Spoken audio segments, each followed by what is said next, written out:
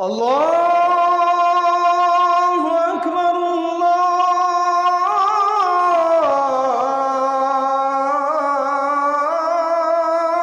আকবার। নবী সাল্লাল্লাহু আলাইহি ওয়াসাল্লাম একটা হাদিসের ভবিষ্যৎবাণী করেছেন যে ইরাকের ফোরাত নদী, কোন নদী? ইউফ্রেটিস বলে। এই ফোরাত নদীর নিচ থেকে একটা স্বর্ণের পাহাড় বের হবে। এখন স্বর্ণের পাহাড় সত্যিকারের স্বর্ণের পাহাড়ও হতে পারে, অথবা স্বর্ণের খনিও হতে পারে, অথবা এখনকার যেটাকে স্বর্ণ বলি আমরা ব্ল্যাক গোল্ড অয়েলও হতে পারে। আল্লাহু আ'লাম, আল্লাহ ভালো জানেন। আমি এক্স্যাক্টলি বলতে পারবো না, কেউই বলতে পারবে না। নবী সাল্লাল্লাহু আলাইহি ওয়াসাল্লাম বলছেন এটাকে কেন্দ্র করে এমন যুদ্ধ হবে বিশ্বে যেখানে প্রত্যেক 100 জন কমব্যাটন বা যোদ্ধার মধ্যে 99 জন মানুষ মারা যাবে। এটা কি হয়েছে এমন কোন যুদ্ধ পৃথিবীতে? আর কখন এতগুলো মানুষ মারা যায়? যখন এমন কোন অস্ত্র সেখানে প্রয়োগ করা হয় যেটা প্রয়োগ করলে অল্প সময়ের মধ্যে অনেক মানুষ মরতে পারে। কথা কি বুঝতে পারছেন? অতএব নিউক্লিয়ার যুদ্ধ সামনে হতে পারে, আমি বলিনি যে হবেই। আমাদের ধারণা, এবং যারা মিলিটারি অ্যাফেয়ার্স নিয়ে ঘাটাঘাটি করেন তারা প্রত্যেকেই বলেন যে নিউক্লিয়ার যুদ্ধ সামনে হতেই পারে। হইলেই আপনি কি করবেন? সামান্য একটা যুদ্ধই বলছি, এই দুটো দেশের যুদ্ধে বিশ্ব থেমে গেলে, যখন 40-50টা দেশ একসাথে যদি হয়ে যায়, আল্লাহ না করুক, তখন আপনি কি করবেন? আপনার সলিউশন কোথায়? কিভাবে খাবেন, কি পড়বেন, কিভাবে বাঁচবেন? ওষুধপত্রের কাঁচামাল আসবে কিনা, আমদানি আসবে কিনা, রপ্তানি হবে কিনা, জিডিপির অবস্থা তখন কি হবে, ফসল ফলবে কিনা, সূর্যের আলো পৃথিবীতে আসবে কিনা, বিশুদ্ধ পানি পাবো কিনা, আমাকে তো ভাবতে হবে। ভাববে কারা? যাদের কাছে কোরআন সুন্নাহর গভীর জ্ঞান আছে এবং যারা জিওপলিটিক্স নিয়ে পড়াশোনা করে এবং শেষ জামানা নিয়ে যারা সচেতন, তারা বলতে পারবে কি করতে হবে। আপনি শুধুমাত্র বইপত্র পড়ে আর ডিগ্রি ধরেই তো বলতে পারবেন না যে কি করতে হবে। আপনাকে কোরআন সুন্নাহর পড়াশোনার পাশাপাশি শেষ জামানায় ঘাটাঘাটি করতে হবে। তখন আপনি বুঝবেন যে সামনে হয়তো বা এটা হতে যাচ্ছে। যদি হয় তাহলে আমার সলিউশনটা কি হবে। সলিউশনের দিকে আমি শেষের দিকে আসবো ইনশাআল্লাহ। আমি আলোচনা গুটিয়ে নেই। সবচেয়ে সেরা শহীদ সাইয়্যিদুশ শুহাদা, তার নাম কি? কে বলতে পারবেন? কেউ জানেন না? সুবহানাল্লাহ। সাইয়্যিদুশ শুহাদা, তার নাম হচ্ছে হামজা ইবনে আব্দুল মুত্তালিব। নবী সাল্লাল্লাহু আলাইহি ওয়াসাল্লামের কি হন? চাচা। তার কি রওজা, তার কবর দেখেছেন কখনো? দেখেছেন? উহুদের মাঠে তার কবর আছে। যারা গিয়েছেন তারা জানেন, ওখানে দাঁড়াবেন, কবরের পাশে দাঁড়াবেন, আপনি জান্নাতের ঘ্রাণ পাবেন। আমি কোনো রূপক গাল গল্প বললাম না, এটা আমি নিজে দেখেছি, নিজে সেখানে থেকেছি, আমার সাথে যারা গিয়েছে ওরাও থেকেছে। ওখান থেকে আপনি জান্নাতের মিষ্টি একটা সুঘ্রাণ পাবেন ইনশাআল্লাহ, এবং এটা বাতাসের মধ্যে ছড়িয়ে থাকবে। বাতাস প্রবাহিত হবে, আপনার নাকে এসে লাগবে। এই যে মাশাআল্লাহ, চাচা বলে উনি সেটা সাক্ষী। বিশ্বাস করবেন না ভাই, আল্লাহ যে আছে ভাই, আল্লাহ পাক সত্যিই আছেন। এই যে আমরা একটা কনফিউশনে থাকি না, আল্লাহকে দেখা যায় না, ফেরেশতাকে দেখা যায় না, আসমানি কিতাবগুলো দেখি নাই, নবীকে দেখি নাই, সত্যি কি আল্লাহ আছে? যখন নাস্তিকরা কিছু উদ্ভট যুক্তি তর্ক উপস্থাপন করে মানুষ কনফিউজড হয়ে যায়, আল্লাহ কি আছে সত্যি সত্যি? সত্যি এরকম বিগ ব্যাং থেকেই নাকি সব সৃষ্টি হয়েছে? মহাবিশ্বের সবকিছু কিভাবে চলছে? বহু মানুষ দিন দিন নাস্তিক হয়ে যাচ্ছে, বড় বড় ডিগ্রি সার্টিফিকেট নিয়ে আসছে, নাস্তিক হয়ে যাচ্ছে, হচ্ছে না? একটা কনফিউশন থ্রো করা হয়েছে। আরে ভাই, আল্লাহ সত্যি আছেন, এরকম জায়গায় যখন যাবেন, দাঁড়াবেন, আপনার আইনাল ইয়াকিন, হাক্কুল ইয়াকিন হয়ে যাবে, হ্যাঁ আল্লাহ সত্যি আছেন। যখন দেখবেন জীবনে আপনি হোঁচট খেয়েছেন, আপনি কোনো বিপদে পড়েছেন, কেউ নেই আপনাকে সাহায্য করার, সেজদায় পড়ে কান্নাকাটি করছেন, দেন দেখছেন আপনার সামনে সেই বস্তুটা হাজির, আপনি বুঝতে পারবেন আল্লাহ আছেন, আল্লাহ সত্যি আছেন। মহাবিশ্বের দিকে তাকিয়ে দেখেন, যারা এখানে অ্যাস্ট্রোনমি জানেন বা গণিত পড়েছেন তারা জানবেন, এই যে গ্রহ নক্ষত্রগুলো দেখছেন, এগুলোর পজিশন যদি 1 ফুট বা 1 ইঞ্চি পর্যন্ত সরে যায়, পুরো মহাবিশ্বটা কলাপস করে যাবে। সূক্ষ্ম একটা গাণিতিক তত্ত্ব দিয়ে পুরোটাকে সাজানো হয়েছে। যদি চাঁদ 1 হাত সামনে চলে আসে, পৃথিবীর 1 হাত সামনে, এই পৃথিবী আর চাঁদের এই যে দূরত্ব, এর থেকে যদি 1 হাত সামনে চলে আসে, সূর্য যদি একটু পিছিয়ে যায়, দেখবেন যে পুরো পৃথিবীর বিশাল একটা অংশ এই যে বরফে ঢেকে যাবে, থাকবে না। অল্প একটু, সামান্য একটু সূর্য পিছনে চলে গেলে এই পুরো পৃথিবীর বিশাল একটা অংশ বরফে ঢেকে যাবে, আপনি এখানে থাকতে পারবেন না। আর সূর্য যদি একটু সামনে চলে আসে, পৃথিবীর একটা বড় অংশ মরুভূমি হয়ে যাবে, থাকতে পারবেন না আপনি। এত সূক্ষ্মভাবে কে এটাকে ফাংশন করলো বলেন? এরপরেও মানুষ আল্লাহকে বিশ্বাস করে না। হামজা রাদিয়াল্লাহু আনহুর কবরের সামনে দাঁড়াবেন, উহুদের শহীদদের কবরের সামনে দাঁড়াবেন, আপনার নাকের মধ্যে জান্নাতের ঘ্রাণ পাবেন ইনশাআল্লাহ। যারা বিশ্বাস করে ওদেরকে পাঠিয়ে দাঁড় করিয়ে ওকে জিজ্ঞাসা করেন পাও কিনা। আসেন, সে সারা বিশ্বটাকে শাসন করবে এটা সত্য, তবে এটা চিরস্থায়ী হবে না। কখন শাসন করবে? নবী সাল্লাল্লাহু আলাইহি ওয়াসাল্লামের ভবিষ্যৎবাণীগুলো অনুযায়ী আসন্ন সময়টাতে একটা মালহামা হবে। মালহামাটা কি? মালহামা মানে মহাযুদ্ধ, গ্রেট ওয়ার, মানে এমন যুদ্ধ যে যুদ্ধে অনেকগুলো রাষ্ট্র একত্রিত হয়ে যাবে। প্রায় 80টা ফ্ল্যাগের কথা এসেছে এখানে। ফ্ল্যাগ মানে আমার এস্টিমেট এটা হচ্ছে রাষ্ট্র, কারণ একটা ফ্ল্যাগ একটা রাষ্ট্রের প্রতীক বহন করবে। কিভাবে হবে? ওই ইরাকের ফোরাত নদীকে কেন্দ্র করে, এর ব্ল্যাক গোল্ড বা সোনার পাহাড়কে কেন্দ্র করে। তারপর কি? তারপরে এই যুদ্ধের শেষের দিকে গিয়ে মুসলিমদের বিজয় হবে ইনশাআল্লাহ আযজা ওয়া জাল, এবং তাদেরকে আল্লাহ পাক একজন নেতা দিবেন। সে নেতার নাম হবে মুহাম্মদ বিন আব্দুল্লাহ। কি নাম হবে? মদিনা থেকে মক্কায় আসবেন। মদিনা থেকে তিনি মক্কায় আসবেন। মক্কায় মাকাম ইব্রাহিম আর এই যে আমাদের কাবা ঘর, এর মাঝখানে তিনি দাঁড়াবেন। তার যারা ফলোয়ার্স থাকবে তারা সেখানে তার হাতে বায়াত নিবে। তিনি বায়াত নিতে চাবেন না, তিনি নেতৃত্ব চাবেন না, মানুষ জোর করে তাকে নেতৃত্ব দিবে। আল্লাহ পাকের নেতারা এমনই হন, তারা নেতৃত্ব চায় না, মানুষ জোর করে দেয়। কথা বুঝতে পারছেন না? আল্লাহ পাকের মনোনীত যারা, তারা মানুষের কাছে চেয়ে নেয় না, মানুষ তাকে জোর করে দেয়। কারণ মানুষ জানে যে এই ব্যক্তি ভালো, সে অ্যাভয়েড করে। যেমন আবু যার রাদিয়াল্লাহু আনহুকে নবী সাল্লাল্লাহু আলাইহি ওয়াসাল্লাম বলেছেন, হে আবু যার, তুমি দায়িত্ব চেয়ে নিও না। হে আবু যার, তুমি দায়িত্ব চেয়ে নিও না, কারণ তুমি যদি দায়িত্ব চেয়ে নাও, এরপরে তোমাকে দায়িত্ব দেয়া হয়, তাহলে আল্লাহর পক্ষ থেকে তোমাকে সাহায্য করা হবে না। আর যদি তুমি দায়িত্ব অ্যাভয়েড করো, দায়িত্ব না চাও, মানুষ জোর করে তোমাকে দায়িত্ব দেয়, আল্লাহ তোমাকে সাহায্য করবে ইনশাআল্লাহ। এই দেখেন আবু বকর রাদিয়াল্লাহু আনহু, তিনি কি দায়িত্ব চেয়ে নিয়েছিলেন? উমর রাদিয়াল্লাহু আনহুকে বলেছেন যে আমাকে ভোট দাও, আমি ভালো মানুষ, বলেছিলেন? মানুষ তাকে দায়িত্ব দিয়েছে। দেখেন 10 বছর তিনি বিশ্ব শাসন করেছেন। একটা রাখাল এবং একটা রাখালের এই যে কি বলবো ছাগল, তারাও না খেয়ে মারা যায় নাই 10 বছরে, একটাও। তার শাসন নিয়ে কথা বলতে গেলে তো সারা রাত পার হয়ে যাবে। শুধু একটা ন্যায় বিচারের উদাহরণ দিচ্ছি। তার নিজের ছেলে একটা অন্যায় করেছে, নিজের ছেলে হয়তোবা মদপান করেছে অথবা জেনা করেছে, আল্লাহু আ'লাম। হুদুদের অপরাধ, যে অপরাধ করলে শাস্তি হয় প্রকাশ্যে। মদপান করলে ইসলামের শাস্তি হচ্ছে 40টা বেত্রাঘাত, আর জেনা করলে, অবিবাহিত হলে শাস্তি হচ্ছে 100 বেত্রাঘাত। তোমরা যারা এখন জেনা করেছো বা করছো, এখানে উপস্থিত আছো বা এই লেকচার শুনবে, ছেলে বা মেয়ে যেই হও না কেন, তোমাদের ঘাড়ের উপরে একটা জেনার জন্য 100 বেত্রাঘাতের শাস্তি ঝুলে আছে। এই কথা তো কলেজের মধ্যে পৌঁছালো না। একবার জেনা করেছো, তোমার কাঁধের উপরে 100 বেত্রাঘাতের শাস্তি ঝুলে আছে এখনো, এবং 1 বছরের নির্বাসন তোমার জন্য ঝুলে আছে। সূরা নূরের 1 থেকে 4 নম্বর আয়াত পড়ে দেখবে।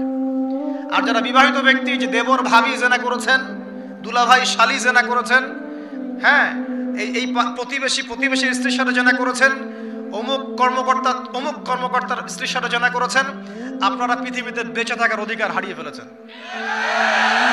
কারণ একজন বিবাহিত ব্যক্তি যদি জেনা করে, তার একটা শাস্তি ইসলামে, সেটা হলো রজম। তাকে কোমর পর্যন্ত মাটিতে পুঁতে ফেলে পাথর নিক্ষেপ করে হত্যা করতে হবে। এটা ইসলামের বিধান। এই বিধান এখন চালু করা যাবে না। এই বিধান এখন পৃথিবীর কোথাও আছে বলে আমাদের জানা নাই। হয়তো অল্প কিছু জায়গায় থাকতে পারে, এটা আল্লাহর ইচ্ছা। বেশিরভাগ জায়গায় এইসব বিধান নাই, কিন্তু আল্লাহ পাকের আসমানে এই বিধান আছে। জমিনে এইসব বিধান নাই ঠিকই, বাট আল্লাহ পাকের আসমানে এই বিধান আছে। মৃত্যু হয়ে গেলেই শাস্তি ভোগ করবে যদি তওবা না করে মারা যায়। তবে যদি আপনারা তওবা করেন, এই শালি তুমি যদি তওবা করো, দুলাভাই যদি তওবা করে, এই দেবর যদি তওবা করে, ভাবি যদি তওবা করে, আল্লাহ পাক রাতের অন্ধকারের তওবা আল্লাহ পাক কবুল করতে পারেন। শোনেন ভাই, কয়েকটা কারণে ইসলামে মানুষকে হত্যা করা জায়েজ। একটা হচ্ছে হত্যার বদলে হত্যা। কেউ যদি কাউকে হত্যা করে, তাকে হত্যা করতো, ঠিক যেমন আমাদের আদালত এটা করে না, খুন করেছে ফাঁসি দেয় না, সেম জিনিস। আরেকটা হচ্ছে মুরতাদ হয়ে গেছে, মুরতাদ, আগে ছিল মুসলিম, পরে মুরতাদ হয়ে গেছে, তাকে হত্যা করা যায়। ইসলামিক স্টেটের প্রধান সেটা করবে, ডেমোক্রেটিক কান্ট্রির মধ্যে এটা নাই। কথা বুঝতে পারছেন?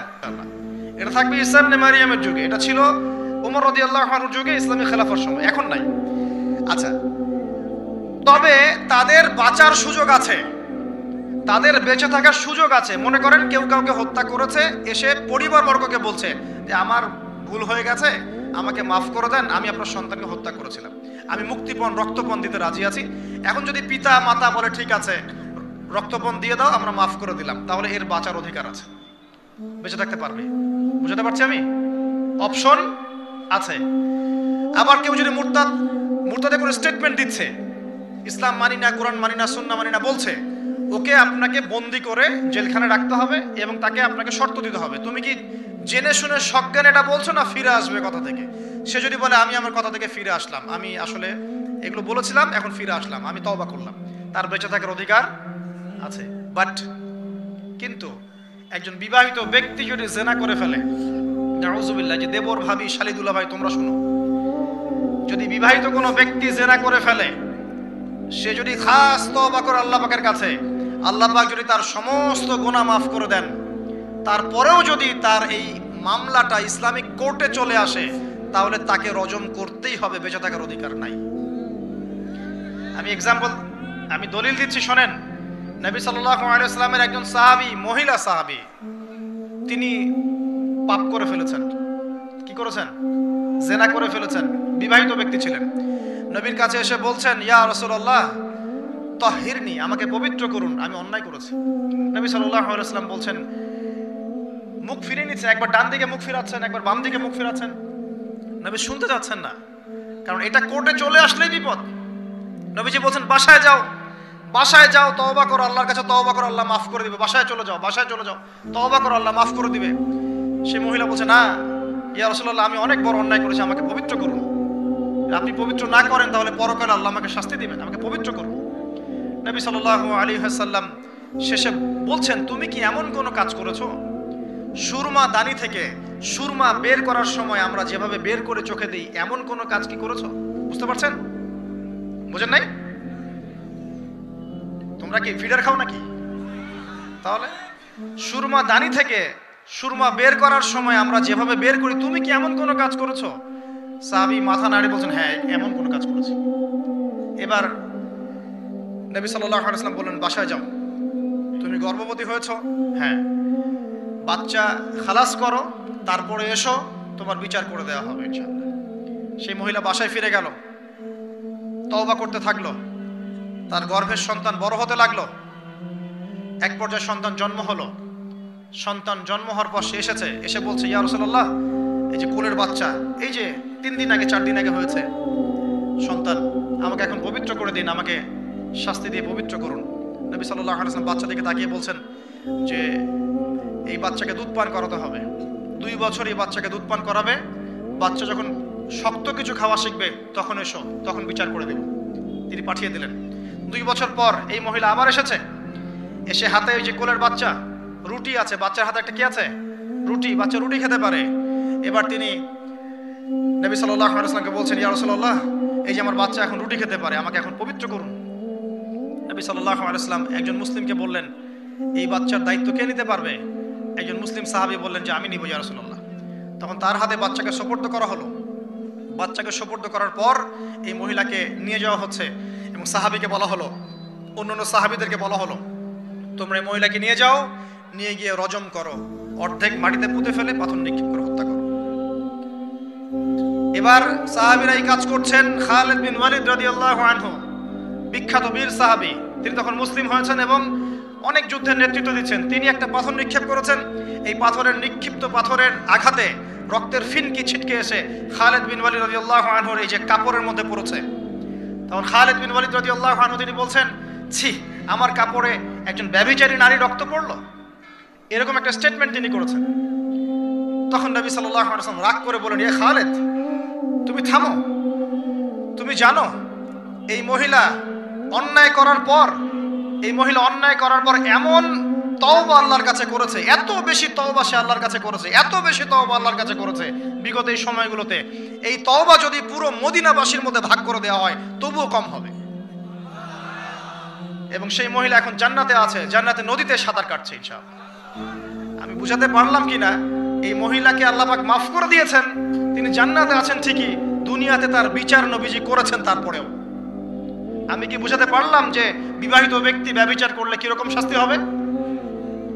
এরপরেও যারা এখন ওই জেনার অপরাধে লিপ্ত আছেন, অবিবাহিত হন আর বিবাহিত হন, আল্লাহর ওয়াস্তে আজকে গভীর রাত্রে গিয়ে তওবা করবেন, রাত্রেবেলা ওযু করবেন, জায়নামাজে দাঁড়াবেন। তোমরা কি মনে করো যে গার্লফ্রেন্ডকে নিয়ে হোটেলে রাত কাটানোই জানা?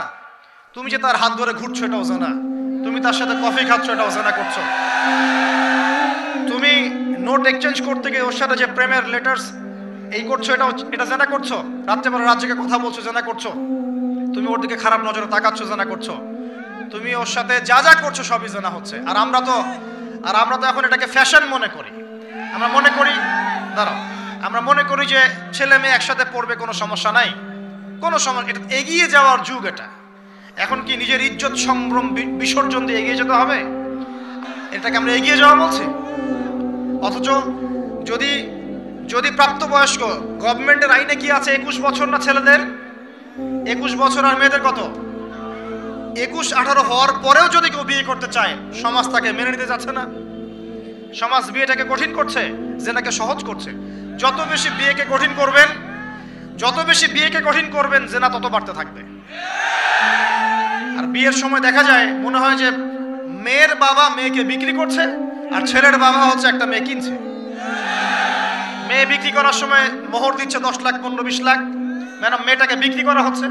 আর ছেলে যে যৌতুক নিবে এবারে নিচ্ছে 10 লাখ 20 লাখ যৌতুক নিচ্ছে এখান থেকে। তো এই যে একটা জাহেলিয়াত চলছে, মানে আইয়ামে জাহিলিয়াত কোথায়? আইয়ামে জাহিলিয়াত তো এখানেই। আমি তো চোখে দেখি এই বিশ্বটা আইয়ামে জাহিলিয়াতের যুগ। কে বলেছে যে আবু জাহেলের যুগটাই আইয়ামে জাহিলিয়াত ছিল? আইয়ামে জাহিলিয়াতে শিরক ছিল, এখনকার বিশ্বে রন্ধ্রে রন্ধ্রে শিরক আছে। আইয়ামে জাহিলিয়াতের মধ্যে সুদ ছিল, সুদ, এখন সারা বিশ্বে রন্ধ্রে রন্ধ্রে সুদ। আইয়ামে জাহিলিয়াতে মাদক ছিল, মাদক, এখনকার দেখেন এই যে বর্ডার এলাকা না, এগুলা দেখবেন বর্ডার এলাকায় মাদক দিয়ে ভর্তি। শুধু এখানকার সমস্যাটা এটা, এখানকার সমস্যা না, যে কোনো জায়গার বর্ডারে এই সমস্যা। মাদক দ্রব্য খাচ্ছে মুসলিমরাই, সে জানে না একবার মাদক দ্রব্য সেবন করলে 40 দিন নামাজ কবুল হয় না।